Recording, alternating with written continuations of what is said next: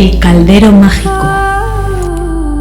Charlas junto al fuego y susurros de tinta. Un espacio para la voz que te guía entre las sombras.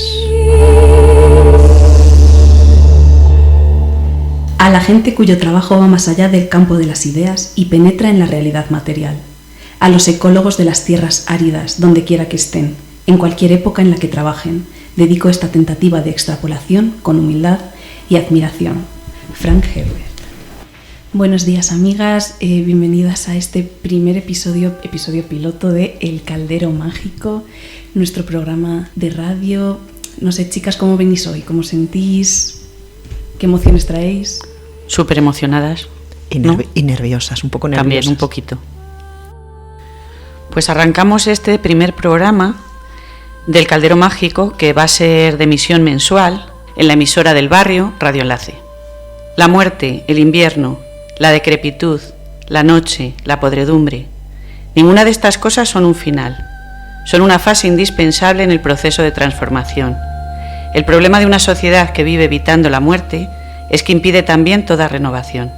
Lidia Mariño, antropóloga.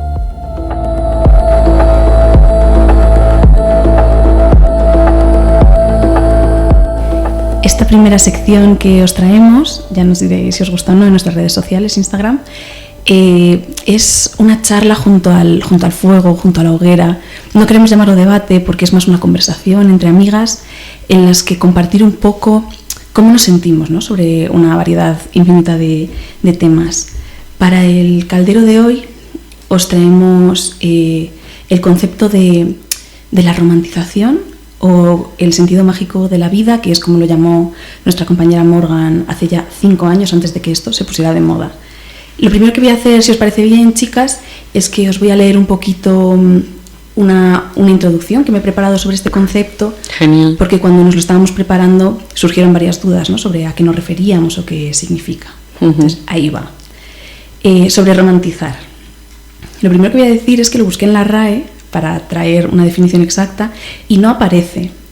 Sí que me aparecía en el Diccionario del Español de México como dar a algo un carácter romántico, y me aparecía romantizar el desencanto, que es una acepción, ¿no?, de la que ya hemos hablado un poquito. Lo que sí que aparece como sinónimo es el concepto de idealización, idealizar algo o dar a algo carácter romántico. Esto sí que aparecía también. Y como ejemplo me da no debemos romantizar la pobreza. Ya hablaremos. La idealización, esto sí según la RAE, consiste en elevar las cosas sobre la realidad sensible por medio de la inteligencia o la fantasía. Es decir, ver lo ordinario con una mirada que lo eleva, embellece o idealiza. Quería hacer una breve mención a la idea histórica, ¿no?, de romantizar, el romanticismo.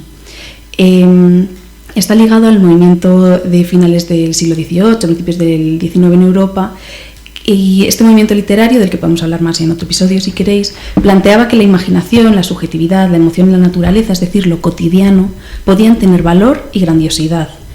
Romantizar implicaba dotar de magia, misterio o belleza a lo que se veía como mundano o normal, y en este sentido romantizar es un acto de transformación de la realidad mediante esta mirada artística o imaginativa, que ya sabemos a lo que llevaba luego a los artistas. Así que, bueno. Cuando empecé a preparar esta introducción, me acordé de que yo, en un vídeo de YouTube de una mujer probablemente japonesa que se dedica a grabarse a sí misma haciendo las labores del hogar, escuché una palabra que estoy casi segura de que es moritsuke, que luego lo he buscado, que era la que utilizaba para explicar por qué montaban muy bonitos todos los platos de comida. Porque no sé si tenéis en la cabeza este rollo que tiene Japón, ¿no?, que empieza un poco por simplemente lo estético en la mesa, pero que también es lo que empapa que absolutamente todas las cosas tengan carita, el cepillo de dientes tiene alas. Todo esto al final es el cómo, la necesidad de que las cosas no sean solo lo que son, no sean solo funcionales, como pueden tener otras culturas, sino que tengan ese plus, ¿no? Sí, todo el ikebana, lo de la colocación de las flores, lo de las figuritas que hacen con papel, todo va encaminado un poco a mostrar belleza. Justo, iba a decir eso, que hay varios términos japoneses, ¿no?, que hablan de embellecer lo cotidiano. El moritsuke que os decía significa literalmente colocar o disponer los alimentos en un plato. Entonces, es como, bueno, sin más, la cosa es que al buscarlo encontré términos parecidos en otros idiomas. Entonces, tengo un término que se pronuncia hygge, que es una palabra que deriva del sueco, si no me equivoco.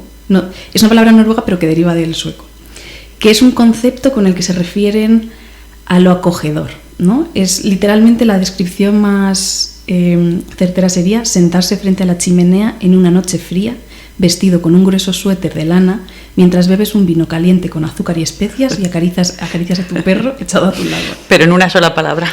Pero en una sola palabra. Y en Noruega, claro, porque aquí... Y en una sola palabra y en otro idioma, sí. En alemán tienen uno que también es muy bonito, pero muy difícil de pronunciar y tiene peor marketing, que es Glenbotichektek. No tengo ni idea de cómo se pronuncia. Que es el sentido de bienestar basado en la buena comida, la compañía y quizás un trago. Todo muy en torno a la comida. Y luego encontré también el art de vivre, que es un concepto francés, ¿no? Que es como el arte de vivir. Y un poco hasta aquí. Y ahora os quería contar a vosotras, que estáis a lo mejor menos crónicamente online, de dónde viene esta idea de romantizar la vida. Y haciendo una mínima búsqueda en internet, encuentro que desde la pandemia es un término que se utiliza mucho entre influencers, etcétera, que se grababan a sí mismos desayunando, habiéndose puesto el desayuno muy bonito y el croissant, etcétera. Y encontré en el New York Times lo que os comento, una cita de una influencer, que a saber si existe o no, que dice: quiero hacer que hasta los días más rutinarios se sientan únicos, porque esos días conforman la mayor parte de nuestra vida, no las vacaciones o los eventos especiales que solo ocurren de vez en cuando. No puedes controlar todo en tu vida, pero sí puedes controlar cómo ves la situación. Y bueno, yo creo que hasta aquí un poco la introducción del concepto. Sí, para saber de qué hablamos, claro, muy bien. Sí, bueno, y me parecía bonito, ¿no? También... Sí. A mí lo primero que me surge... que me parece genial eso que hayas hecho la introducción para explicar un poco a qué nos queremos referir, porque cuando se lo hemos comentado a un amigo, lo primero que nos dijo fue como el riesgo de confundir esto con el autoengaño o el positivismo este tóxico que se lleva ahora mucho, tipo las tazas de Mr. Wonderful y demás. Entonces, lo que nosotras hablamos sería más lo que has dicho de idealización, pero desde un punto de vista de no engañarte, sino de intentar sacarle como el jugo a las cosas, ¿no? Por eso también lo del sentido mágico, que cada cosa ordinaria tiene en sí misma, o puede tenerlo, según cómo lo mires, pues esa chispa que te hace la vida diferente, mágica, y que no es en absoluto engañarse, es simplemente como mirar las cosas con una mirada a lo mejor más profunda o más incluso lúdica, más permitiéndote, más natural también, ¿no? Más que te nace de dentro, desde lo que tú eres, no desde las etiquetas que se ponen a las cosas. Y en ese sentido, pues súper a favor, ¿no? de ese concepto. Yo creo que es como la vida más plena. Me ha encantado lo de no esperar a las vacaciones y a las cosas extraordinarias para disfrutar. En ese sentido eso me encanta el idealizar.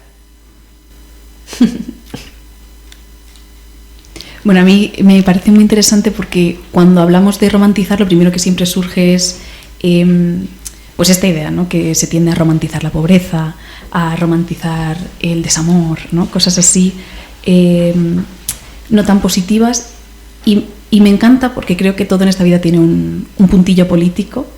También la dualidad que se genera, ¿no? Bueno, os he dicho que esto empezó en el coronavirus, que es un momento en el que todos, absolutamente todos, pudimos parar. Bueno, no, mi pareja trabajaba de hecho durante el coronavirus, pero mucha gente pudimos permitirnos parar por primera vez en mucho tiempo. Pero fuera de ese contexto un poco especial, ¿quién puede romantizar su vida, ¿no? Y por otra parte, ¿y por qué no iba a poder todo el mundo romantizarla? No sé si me explico. Como que está esta doble vertiente también, ¿no? De el privilegio que es tener el tiempo suficiente para hacer las cosas de una forma que la romantice, ¿no? Como tener tiempo suficiente para hacer un desayuno bonito.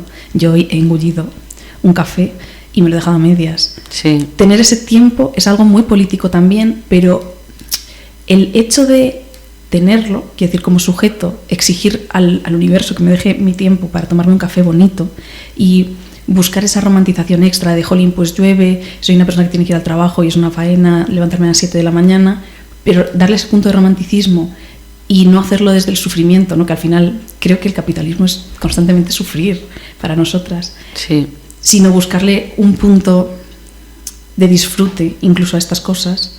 Bueno, no sé si me explico, no sé qué opináis. Sí, aquí.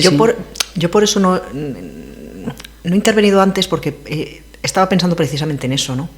Que parece que los ejemplos que estamos poniendo, que estáis poniendo, son como de una determinada clase.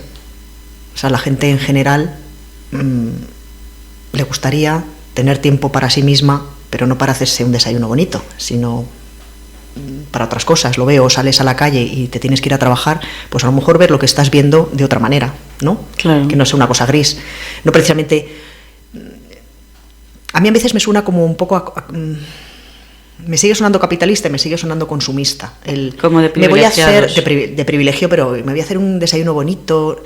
Es verdad que yo muy detallista no soy, entonces a mí lo del desayuno bonito, no sé, a mí que esté rico, ¿no? Pero y tener tiempo, por supuesto, para poder hacerlo, que yo lo tengo y es un privilegio.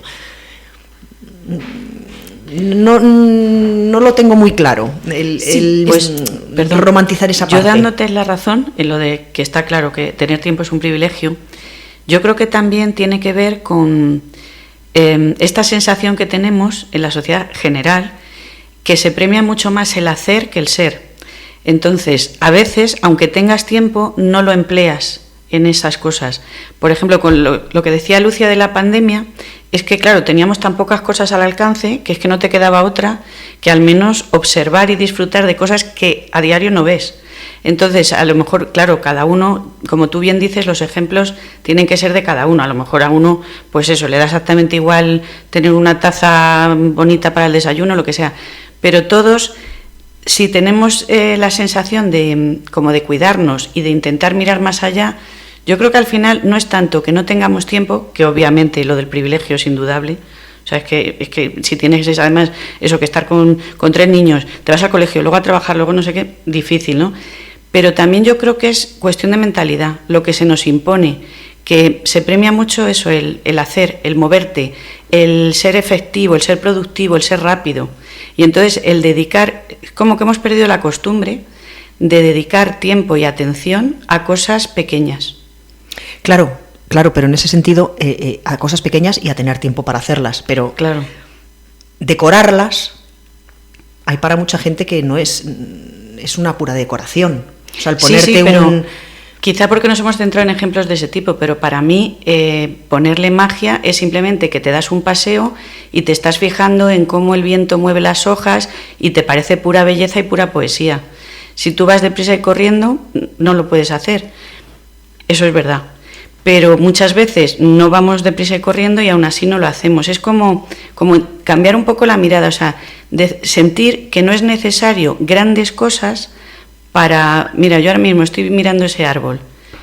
Si me fijo solo con fijarme, estoy percibiendo como una belleza, es un regalo que se nos da, que si yo me espero simplemente a una exposición fotográfica, una obra de teatro, una diversión, un no sé qué, una fiesta, un tal y cual, me estoy perdiendo estas cosas que son para todos simplemente porque no tengo la costumbre de mirarlas. Yo me refiero a eso. Yo quería hacer el apunte que por eso antes intentaba expresar que incluso puede tener un punto político, no solo político en el sentido que hablábamos, sino también como de reivindicación política, ¿no? Jolín, la gente normal, la gente de a pie, la gente común, la gente que tenemos el cortisol disparado, también nos merecemos volver a enamorarnos de nuestra propia vida y sentirnos felices y encontrar ese puntillo, y no quiero que se me malinterprete tampoco, ¿no?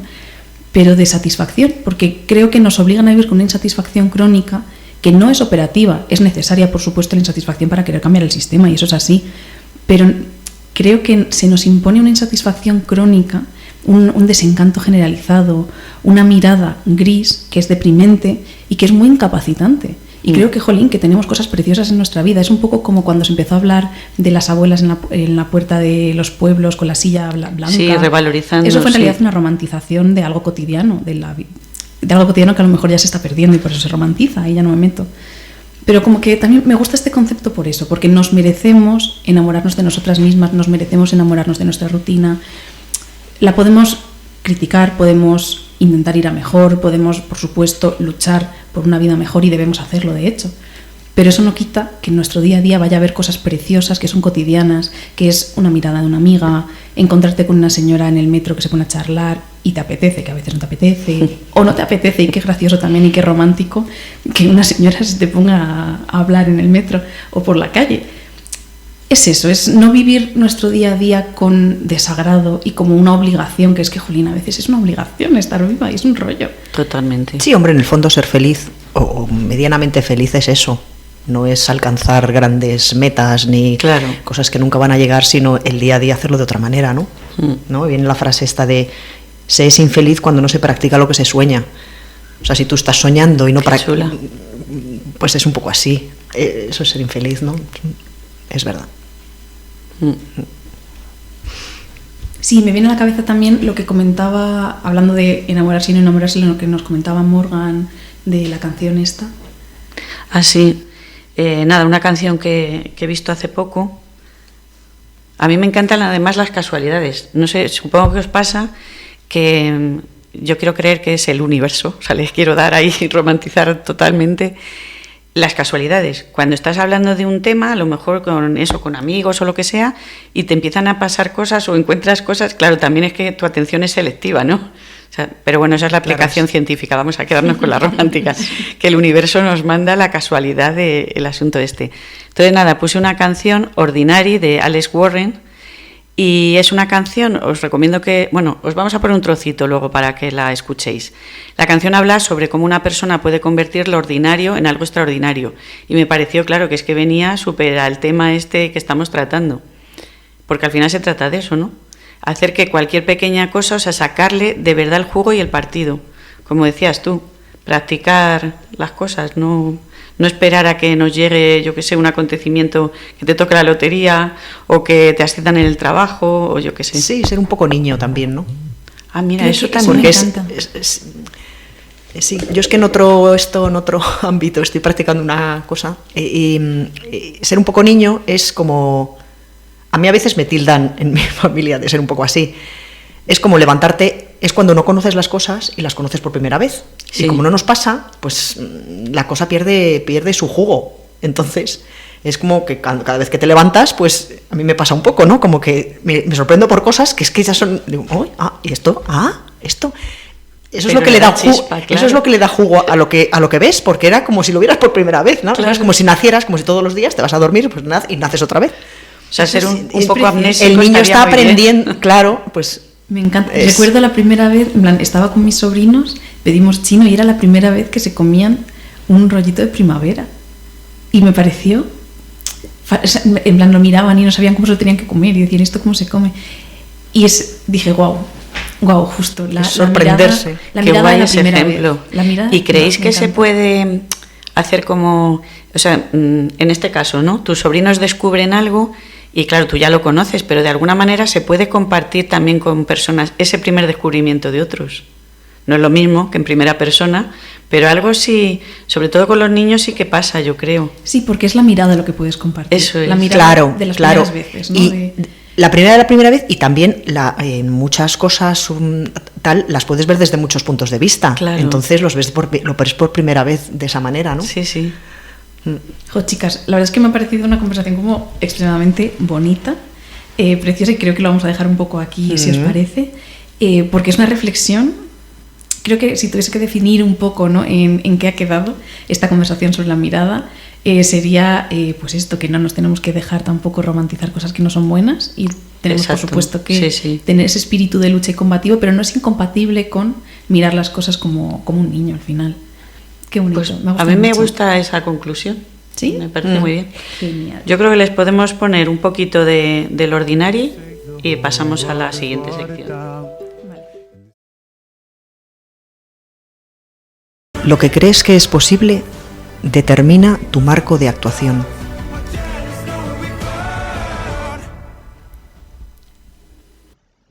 Para el programa de hoy hemos elegido ver una película, Frankenstein, de Guillermo del Toro, y os la queremos comentar. Tenemos para ello además a un colaborador de excepción que se llama Sergio. Muy buenas. Saluda, Sergio. Hola, ¿qué tal, chicas? Pues vale, ¿quién empieza? ¿Quién quiere comentar? Bueno, a mí me parecería bien, si os parece, chicas, hablar un poquito de la historia original de Frankenstein y de todo el contexto en el que se escribió. Sí. bueno, todo el contexto, no me lo he preparado demasiado, así que un poquito lo que se nos ocurra. Fenomenal, ¿no? Sí, Pero bueno, Frankenstein es una obra que originalmente fue escrito por Mary Shelley, de esto Morgan es bastante más experta que cualquiera de nosotros. Bueno, porque yo tengo fijación con el terror. Y me gusta mucho haber traído esto al programa de hoy porque estábamos hablando del romanticismo, también vamos a hacer algunas alusiones, ¿no?, a lo que es la vida, la muerte, etc. Frankenstein surge en 1818 en la villa, ¿cómo se llama? Diodati, que estaban reunidos Lord Byron con la hermanastra de Mary Shelley, la propia Mary Shelley, su pareja, y otro señor Polidori. John William Polidori. Con el que también tenían ahí un rollo orgía. Eran un poco viva la Virgen, es que Polidori tenía un rollo raro con Byron, porque le admiraba muchísimo. Polidori era médico y Byron era como el aristócrata perfecto, que de hecho fue trasunto para El vampiro que escribió Polidori, y Byron le trataba un poco despóticamente, como hacía en general. Entonces tenían ahí como Polidori le admiraba, pero por otro lado se sentía despreciado y tenía ahí eso, un odio soterrado también. Bueno, sí, un pago de sí mismo, ¿no? Sí, total, sí. Bueno, hombres, sin más, no recuerdo mucho, creo que la biografía de Mary Shelley creo que es bastante interesante, no la recuerdo mucho y lo siento porque le podemos dedicar otro programa un ratito. Sí. Y sin más, os estaba comentando mientras veíamos la película que a mí el personaje de Frankenstein me gusta mucho, aunque no me he leído el libro, pero he leído sobre el libro, porque es un monstruo con mucho mundo interior, como muy introspectivo, etcétera. Y en general en otras películas, estabas comentando tú, Ana, no se le da como esa dimensión. Y en esta sí. Sí, yo en la que vi la antigua, no sé si habría otra más antigua, bastante antigua, es bastante tonto el monstruo, sí. Además de feo, que no es el caso en esta de Guillermo del Toro, además de feo es como un poco tonto, es que ni habla. Luego he leído que en el libro Mary Shelley sí habla, de hecho aprende a hablar alemán, francés y dice incluso inglés. Entonces, pues sí, en esta es diferente, sí. Sí. Yo no he visto, bueno, creo que recuerdo retazos de la antigua, la primera, que era como el monstruo más monstruo, y no había visto otras. Y esta me ha gustado en conjunto, me parece como que destacable la ambientación, que está, la fotografía es flipante, hay escenas geniales, bueno, el vestuario lo hemos estado comentando mientras la veíamos, que también está estupendo, además como otra reinterpretación así muy original y en ese sentido, en el aspecto formal, que creo que también lo decías tú, Ana, que está ahí muy bien. Sí, bueno, nunca, bueno, os lo había dicho a vosotras, no suelo, cuando veo una película no suelo leerme las críticas o quién ha hablado de ella, para que me sorprenda un poquito, pero en esta, para tener un poco más de lo que hablar, pues sí lo he hecho. Y es verdad que los detractores, que son poquísimos, bueno, no detractores, a los que no les ha parecido muy bien la película, que son muy pocos en general, lo que he leído es, vamos, que a todo el mundo le parece fantástica, que es que formalmente está fenomenal, pero el contenido es donde pierde más. ¿Pero informalmente os ha gustado? Sí, a mí sí, está muy bien. Sí. Me parece que es una película con unos escenarios oníricos muy bien construidos, una atmósfera como de sueño, de fantasía, muy bien conseguida. Hablábamos antes de la interpretación de ¿cómo se llama? Oscar Isaac. Sí, un poco histriónica al principio, ¿verdad? Sí. Pero parece que enlaza bien con la construcción. Bueno, di quién es Oscar. Sí, el actor que hace de Víctor Frankenstein. Es un poco histriónica al principio, parece, ¿no? Y en realidad, pues la actuación parece un poco teatral y tal, pero creo que enlaza muy bien con el concepto de la película, ¿verdad? Como una película muy literaria, muy... Es verdad, teatral incluso. Sí, también te traslada un poco con estos recursos a otra época y al imaginario que tenemos asociado, o sea, no necesariamente la época esa realista, pero sí el imaginario que tenemos ahí ligado. A mí me ha pasado igual con la actriz, la que hace de Elizabeth. Sí, que yo no sabía el nombre, y que al principio no me ha convencido nada, También supongo que es lo que las directrices que le han dado a la actriz. Pero luego me ha parecido que encajaba totalmente. También es muy el ideario romántico del romanticismo, me refiero, de la heroína esta, que al final es también un poco espiritual, o sea, y los personajes van ganando, creo. Sí, yo creo que justo has dado un poco en el clavo, creo que son personajes muy románticos en el sentido literario que hablábamos al principio del podcast. Y encajan bien en ese estereotipo. Y luego, una cosa que me gusta mucho, que también has dicho tú, Morgan, es que no es tan realista históricamente a lo mejor, pero responde muy bien a nuestra idea de lo que debía ser entonces. Y yo me alegro mucho de que no sea absolutamente gris y de que siendo una película oscura, porque es una película oscura, pero tiene muchísimo color. Eso me gusta mucho. Sí, habéis señalado vosotras también el contraste como en las escenas de la cripta o bueno, el aljibe, ¿no? Que tienen donde le crean al monstruo, que es todo blanco, es de piel blanca, todo muy blanco y gris. Como la piedra, sí. Todo como la piedra, sí. No es blanco, pero como mármol, es todo como de mármol. Sí. El agua corre por unos canales de mármol, es todo. Y en contraste con los trajes de la mujer, del paisaje. O por las casas, cuando salen. Sí, eso también puede ser un poco una forma visual, ¿no? De representar un mundo interior muy vacío, muy carente de referentes, ¿no? Bueno, esto lo digo yo, a saber. A lo mejor era bonito. Tengan la intención o no, yo creo que cuenta eso, el efecto que tiene en este caso en el espectador. También hablábamos que nos ha llamado a todos la atención la infancia, que no sé si en la novela estará tan reflejada, la infancia de Frankenstein. Yo creo recordar que en vez de un hermano que sale aquí, tenía una hermana, pero eso no estoy segura. Y aquí yo creo que han intentado reflejar mucho, que hablábamos incluso como una especie de complejo de Edipo de él, que adora a su madre, el padre es como la figura. Eso parece. También hemos hablado de por qué crea el monstruo. No crea el monstruo para como algo parece ser, como algo científico, como una nueva, sino como seguir en el fondo y que es humano en las expectativas de lo que tu padre espera de ti, ¿no? Sí, pero encima superando. Y superando a tu padre y creyéndote Dios, ¿no? Sí, eso a mí me ha gustado mucho cuando lo hemos hablado entre nosotras hace un momento, porque es el contraste entre una lucha increíble y de hecho descomunal que al final consigue, ¿no? De contra la muerte, ser capaz de superar a Dios incluso y ser capaz de evitar la muerte, pero en ningún momento es por amar la vida o por intento de preservar la vida. No hay ningún tipo de empatía, no es como que me da pena, ni siquiera es que me da pena que haya muerto mi madre y entonces no quiero que nadie más muera. Es un tema de ego puro y duro, de ser capaz de hacer mucho más que su padre y de hacer lo que su padre decía que era imposible hacer. Sí, en el único momento donde se le ve cierta humanidad es cuando se muere. Justo cuando se muere. Esto es un spoiler, pero bueno, ya lo sabéis. Va a haber unos minutitos de spoiler, a quien no le gusten que lo adelante un poquito, supongo. 3 minutitos darnos, 5. No, es para lo que estamos aquí en realidad.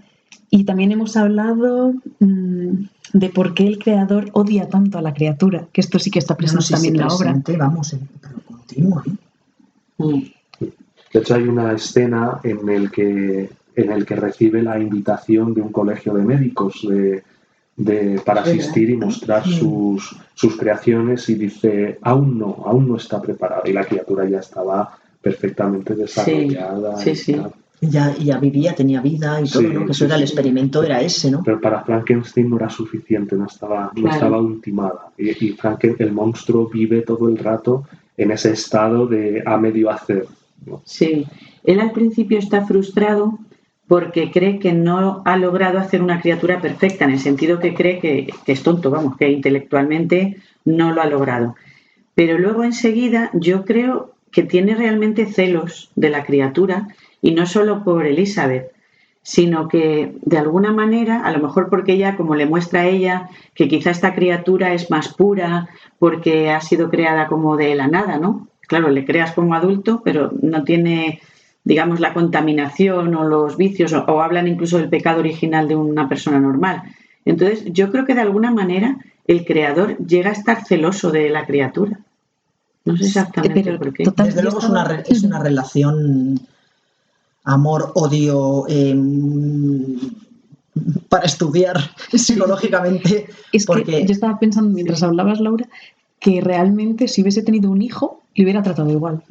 Que es lo que a mí me transmite, ¿no? Como ya desde el principio de la película estábamos diciendo nosotras que qué falta de empatía, que qué maltrataba a las criaturas estas que medio creaba, etcétera.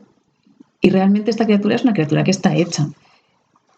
Siente, vive, se mueve, le llama por su nombre, pero para él no es suficiente. Y yo creo que si hubiera tenido un hijo, también hubiese generado en este hijo esa sensación de que nunca es suficiente, de que no es una persona completa, de que no es... También como su padre le ha tratado a él, ¿no? Sí. Entonces, bueno, espectadores, voy a hacer un pequeño inciso y es que tenemos un gato encima de la mesa y no sé si estáis escuchando tintineos. Pero Gandalf no para de moverse. ¿A qué no? Os pedimos perdón por ello, pero no le vamos a echar. Al hilo del último que decías, me estaba acordando que es también un mito súper repetido. El cuadro este de Saturno devorando a su hijo, bueno, representa que bastantes dioses llegaban a aniquilar a sus vástagos por miedo a que los desbancaran. O sea, yo creo que la peli, o a lo mejor la historia, la de Shelley, la de Mary Shelley, sí que toca, como los hemos ido identificando, varios temas. Un tema podía ser ese, y ya digo que es como muy repetido. O sea, eso, el temor de que te desbanquen, que eso podría estar ligado con los celos y todo. Sí, yo desde luego que he interrumpido a la pobre Ana para decir lo del gato. No. Desde luego sí creo que un tema central de esta película, sea intencional o no por Guillermo del Toro, es la relación de los padres con los hijos y si esto se repite o no. Sí. La madre realmente es casi anecdótica, salvo que es como la que le provee a él de amor. Pero como decía, no sé, una de vosotras luego, que tampoco en él eso luego deriva en que quiera que nadie más muera, ¿no? O sea, digamos que el amor para él tiene desde luego muchísima importancia al principio, pero como que cuando muere la madre eso se hubiera secado o ya no sigue por la línea. Hombre, también se enamora de Lisa. Sí. ¿Se enamora o se encapricha? O se encapricha, no sé. Claro. Sí. O porque es la mujer de su hermano. Mira. Pueden. Es verdad. También es cierto que Si yo sufro, que sufra todo el mundo. Es que es una mente atormentada, desde luego, la del hombre este. Es verdad. También es curioso el personaje de Elizabeth, que lo hemos comentado antes, con el del monstruo, por llamarle. Y a mí me ha recordado todo el rato lo de La Bella y la Bestia. Y también yo creo que es un mito, o sea, y también juega con la vida y la muerte. Yo creo que ahí hace como un compendio y es eso, como la bella se enamora del monstruo porque es capaz de ver más allá, pero también probablemente represente para ella, no sé, la parte a lo mejor de oscuridad, o sea, le ve como alguien puro, pero a la vez, jolín, está hecho de cadáveres. No sé si por ahí tendría algo...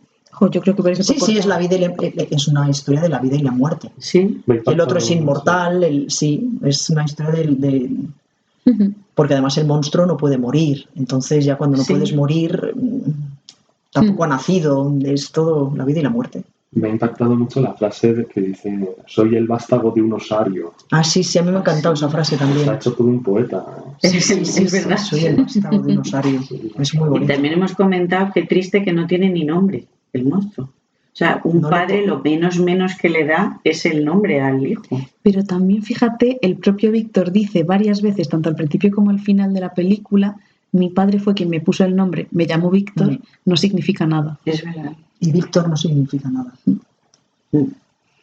Que es también como el tema de la relación con el padre. ¿Sí? Es un tema, ¿eh? Y luego, a mí me gusta, o me llama la atención también el símil que se hace, ¿no?, entre Frankenstein creando a su monstruo y Dios creando al hombre, y qué relación tiene el hombre con Dios que nos ha creado. Bueno, porque se habla mucho, habla del mito de Prometeo, que también lo hemos hablado antes de ponernos a grabar.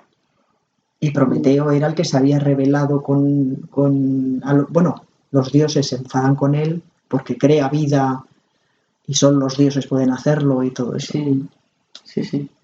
Otro tema que se repite mucho en literatura, en el arte y todo, ese mismo, el de cuando alguien quiere, el aprendiz de brujo, por ejemplo, cuando alguien quiere superar a su maestro, lo que decíamos antes de Lucifer, que quiso igual, quiere superar, quiere ser más que el propio creador, y entonces acaban, pues eso, desterrados, bueno, hasta el inframundo, o sea.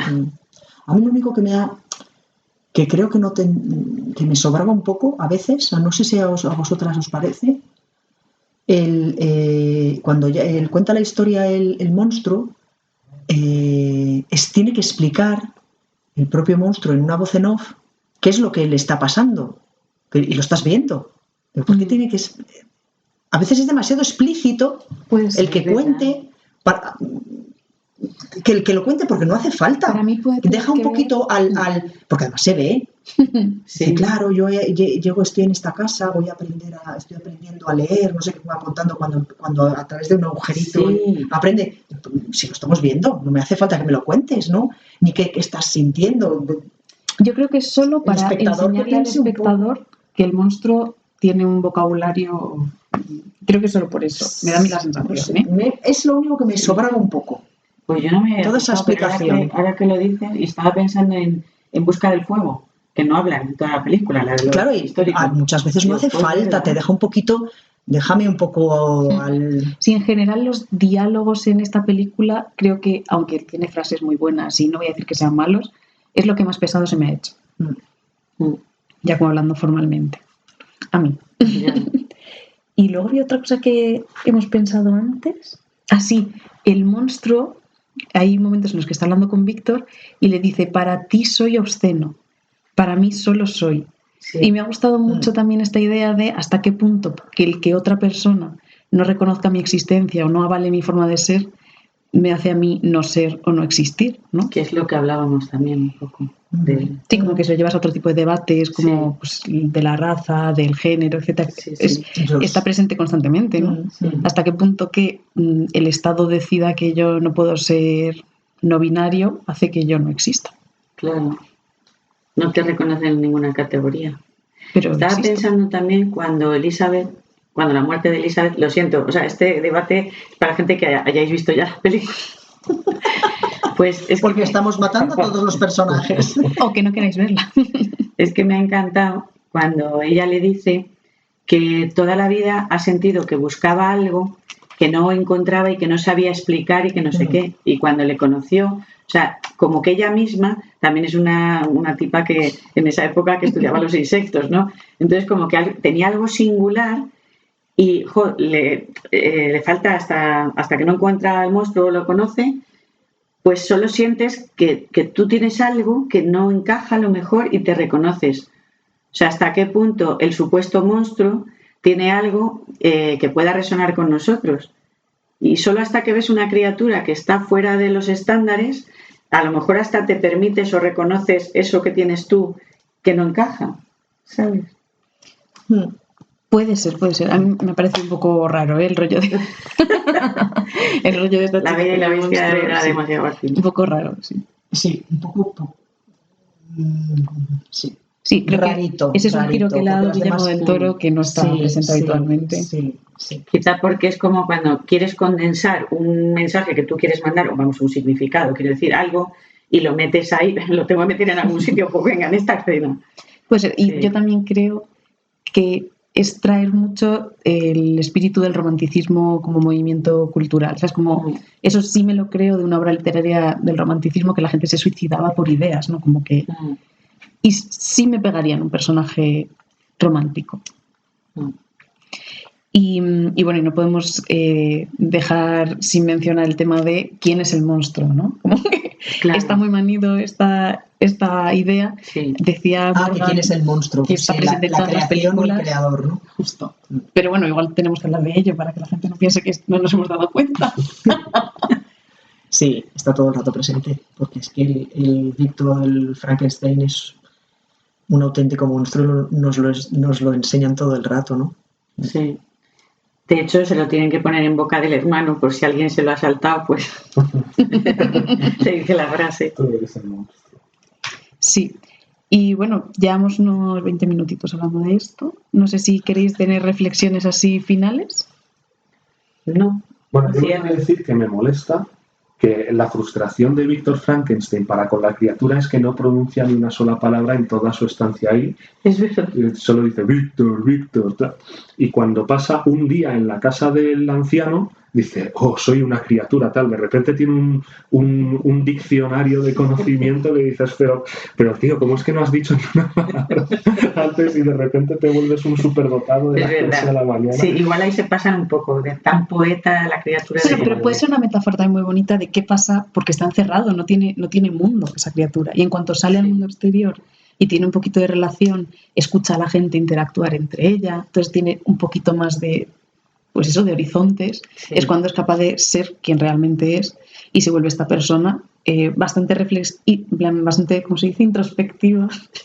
Que sería como si hubiera pasado el tiempo, que no parece que en la película haya pasado tanto tiempo como para que se haya vuelto tan listo. Sí, o sea, era necesaria la evolución del personaje, pero hombre, no tan precipitada. Es que...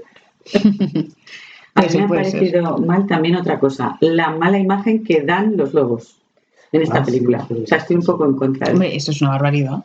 Sí. Como lo has dicho antes, como si fuesen una banda de moteros. Sí, es que entran en la casa. Entran en la casa y hay un momento que enfocan a un lobo y tiene como una cara de estas de los lobos que no son lobos, no un animal, de estos como si fuera sobrenatural, como un diablo, como un diablo. Bueno, es un animal como un perro, pero que es un lobo, ¿no? Pues tampoco... Sí, es verdad, como moteros. Es que no te he oído yo cuando lo has dicho, es que es verdad. Como unos moteros, pero de estos malos. Pues nada, si quieres hacer el cierre, en conclusión, ¿qué nos ha parecido la película? Nos ha parecido muy bonita, estéticamente. Sí. Y da para debate. Nos ha gustado. Da para debate, sí, da para bastante debate. Yo creo que es un tema que está muy bien volver a traer. Y yo me alegro de que hayan vuelto las películas más románticas en este sentido y con color. Me alegro mucho del color, ha sido muy agradable ver ropa bonita y de color. Sí, la verdad. Sí. Otra cosa es que también comentaban que a lo mejor la publicidad la ha ensalzado en exceso, pero bueno, yo no lo he percibido así.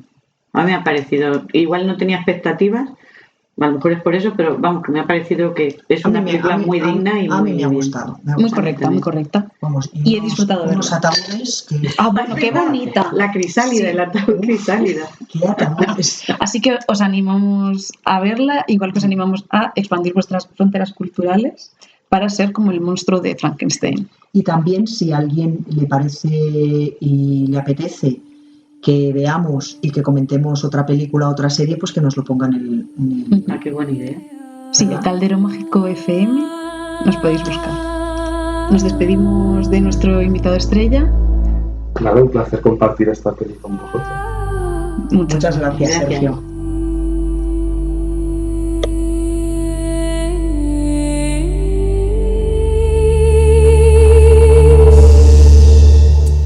Bueno, y ahora llega el momento esperado por absolutamente todas, que es presentar nuestra sección favorita, para mí mi favorita, Momento Aquelarre. En Momento Aquelarre vamos a aprovechar para compartir trucos, anécdotas, en general información que nos puede ayudar a avanzar absolutamente todas, ¿no? Como una amiga que te cuenta sus trucos de cocina o como un familiar que te relata una anécdota. Para hoy habíamos pensado hablar de palabras y patatas. No sé qué os parece, o patatas y palabras, como prefiráis. Patatas y palabras, suena genial. Me encanta. Y vamos a empezar diciendo una palabra que hemos descubierto hace muy poquito. Nos la trae Ana, por favor, ilústranos. Sí, y también animando a los oyentes a que cuando encuentren palabras que les parezcan interesantes o que no conozcan, pues nos las envíen o nos las cuenten. Íngrimo. ¿Y qué significa eso? Muy solo. Muy solo. Yo no lo había escuchado. Yo no lo había oído. Yo tampoco, y me encanta. Suena un poco como íngrimo. Si alguien me lee esa palabra, diría que es algo desagradable, ¿no? Como me suena un poco a eso, como concepto. A mí como pequeño. Íngrimo, wow, como íngrimo. Claro, es un poco como íngrimo, pequeño, claro, cuando estás solo, la verdad que estás como encogido, ¿no? Realmente es que no hay otra palabra, claro, muy solo, solísimo, no suena... Está bien, íngrimo. Me encanta. Habíamos hablado también de otras palabras que nos parecían súper chulas y súper divertidas.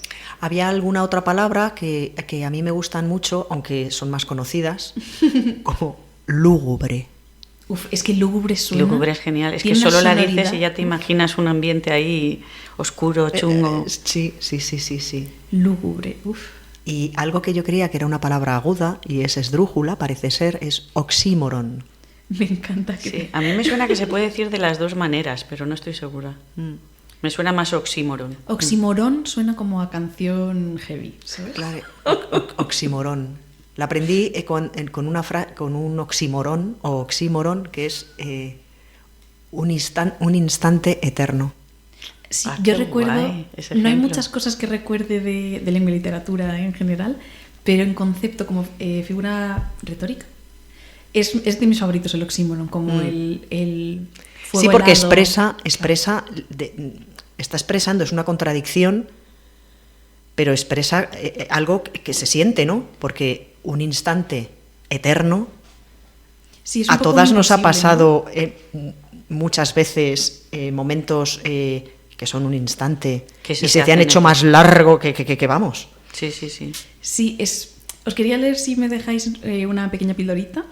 Claro. Es de Gata Katana y dice así: tu oficio, poeta, es esculpir utopías donde no pueda haberlas, acabar con la ley de la gravedad y juntar el cielo con la tierra, el bien con el mal, de la forma más humana y menos despreciable posible que te permite tu especie.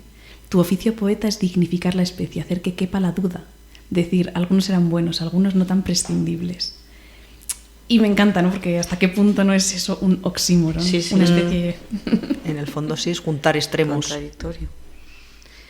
Bueno, y pasamos a la fase patatas, que os traemos truquitos chulos. Yo os voy a hablar de uno para la hinchazón de la cara, por ejemplo, las ojeras, bolsas, etcétera. Hay una cosa que viene muy bien. Tienes una patata natural, o sea, fresca, sin cocinar, en la nevera, y entonces te cortas una rodajita de patata, unas rodajitas mejor, y te las pones sobre la cara. Y aprovechas ese momento, además, relax. Te puedes tumbar, estás observando tu respiración, por ejemplo, digo, para hacer un 2 en 1, ya nos hacemos momento relax y momento estética. Entonces se supone que es el almidón que tiene la patata lo que reduce la hinchazón. Otra gente dice que simplemente que esté frío. El caso es que funciona. Unos 10-15 minutitos de relax con patata en la cara y vais a ver los efectos. Luego te lavas con agua fría, claro, y ya está. Pues una pregunta, ¿pero la patata la tienes que cortar así como en rodajas o, ¿cómo se dice? Chascarla en gajos para que salga el almidón. Uy, pues eso no tengo ni idea. Yo la corto en rodajas. Yo sé que cuando haces patatas, cocinas patatas, es mejor...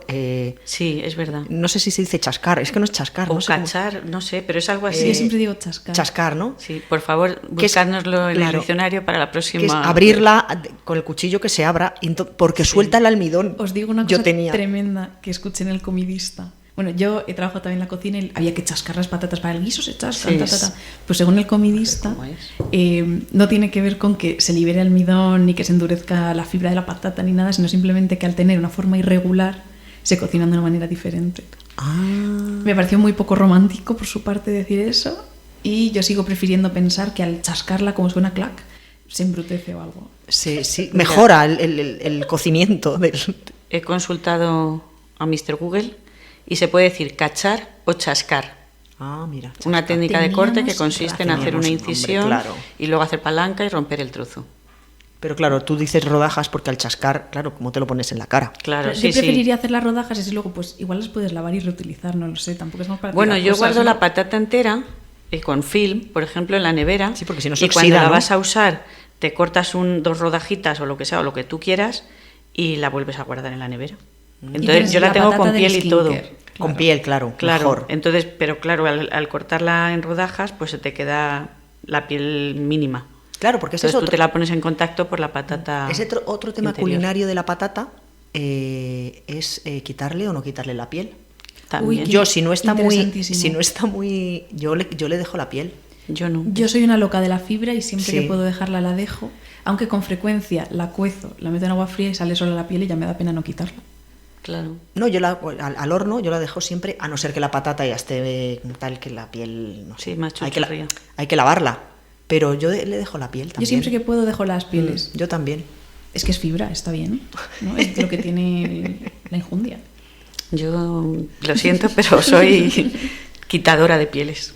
Y hablando de este tema, mi padre hace las mejores patatas fritas del universo. Eso hay que comprobarlo, Lucía. Sí, ahí todavía no he conseguido. Ahí te estás tirando a una piscina. No. Son cremosas, pero crujientes por fuera.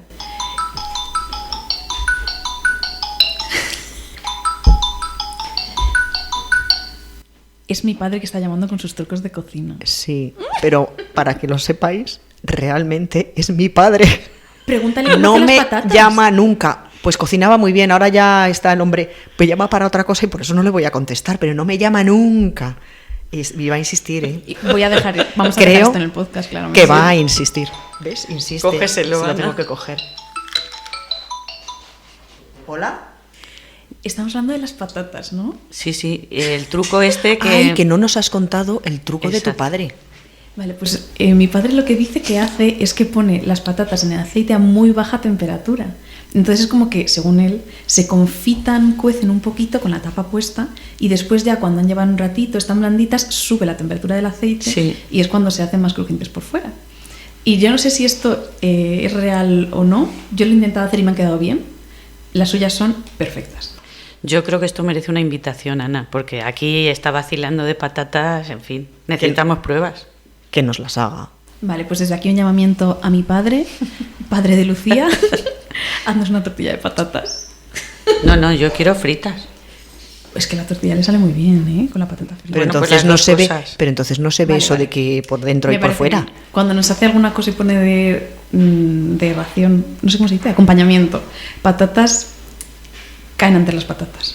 Son increíbles. Pues nada, tenemos una cita. En directo. Muy o sea, bien. ¿Lo estáis escuchando? Ay, perdón. No me lo puedo creer. ¿Ahora es otro padre, tal vez? Perdón, no. En este caso es mi hija. Lo siento. Lo tengo que coger.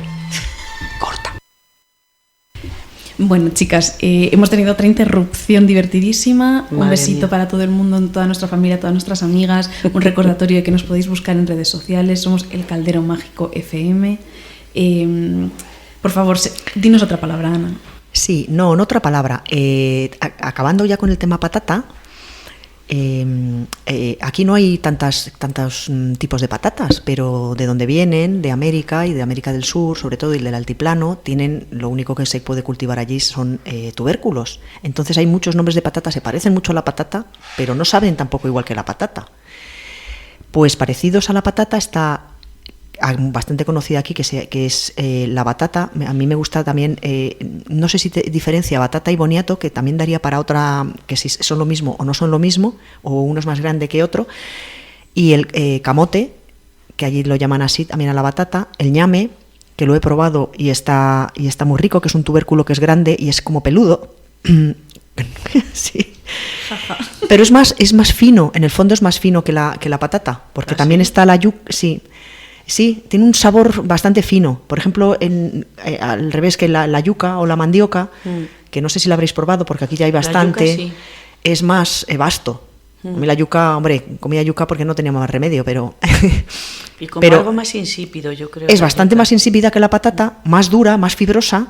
Hay que cocerla más porque no está tan... la verdad que es más vasta que la... Más vasta que... Y es más vasta que la patata. Y otros, el taro, la oca, la masua, y uno que me parece un nombre muy bonito que es el tupimambo. Ay, sí. Uy. Y cada ¿Eso uno, para una canción? El tupimambo. Creo que es de América del Norte, el tupimambo. ¿Y alguno de estos llega a España? Es que la mayoría no me suena. Si yo, taro, por ejemplo, creo que hay tés de estos que tienen como burbujas dentro, bubati, que tienen las bolas de taro. Ah, y pues será esto. Es muy agradable. Será el tubérculo este. El tupinambo, estoy viendo, es muy parecido al jengibre, ¿no?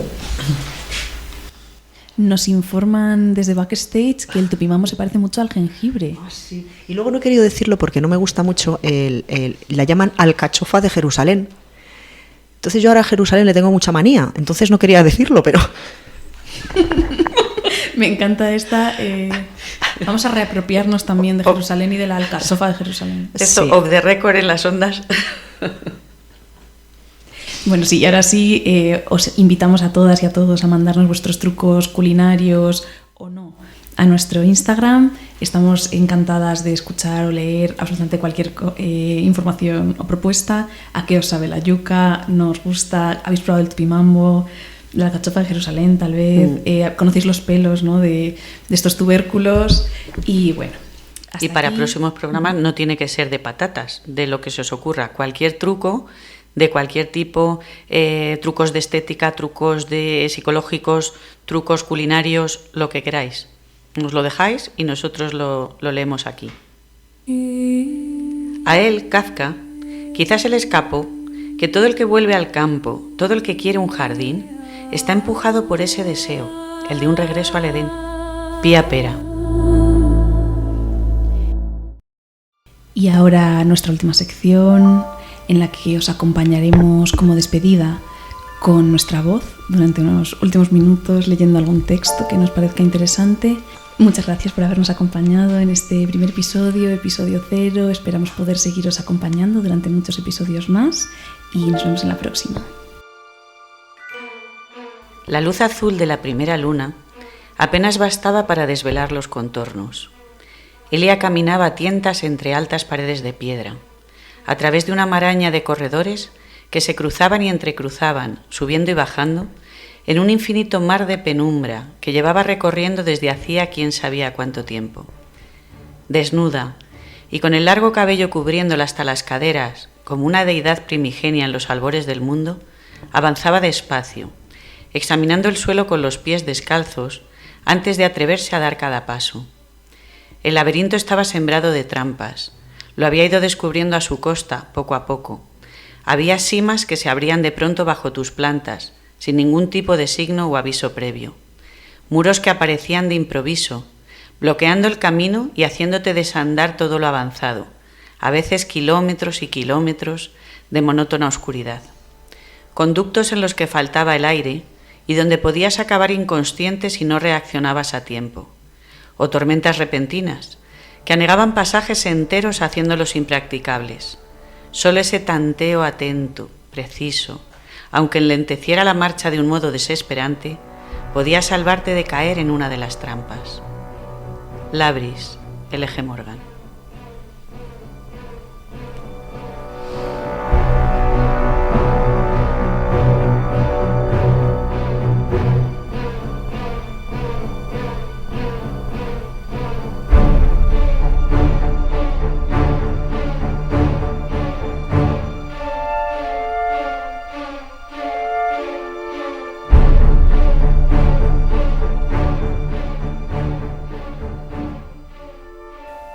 Heredarán los campos.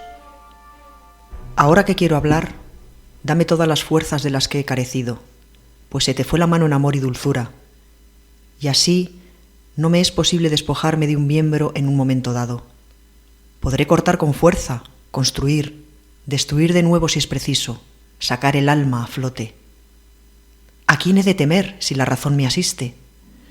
Mas ser el centro y eje donde todos se apoyan hace que el cantearme me resulte más duro. Los que nada poseen heredarán los campos y serán levantados sobre viento y marea. Es de María Victoria Atencia.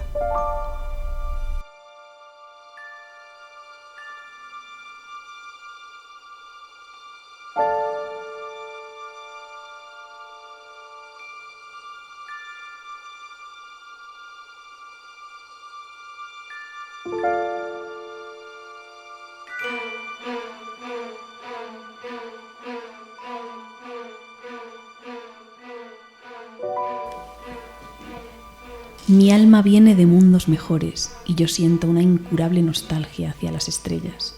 De Nikos Kazantakis.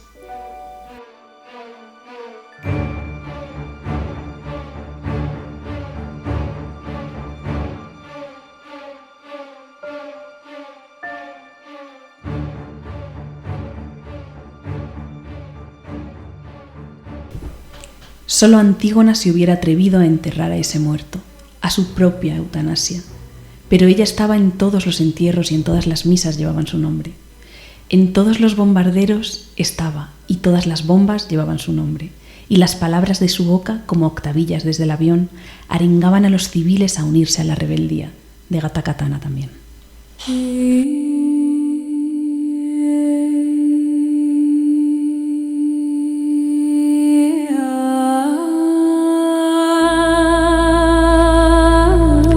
Muy bien.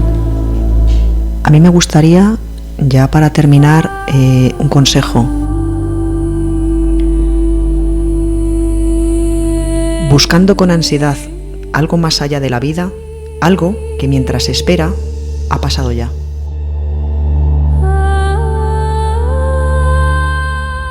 Bueno, chicas, ya podéis abrir los ojos y regresar a la realidad cotidiana. Aunque seguramente, y nos gustaría, un poco más enriquecida. Y esto habrá sido todo por hoy. Nos volveremos a encontrar en la próxima hoguera.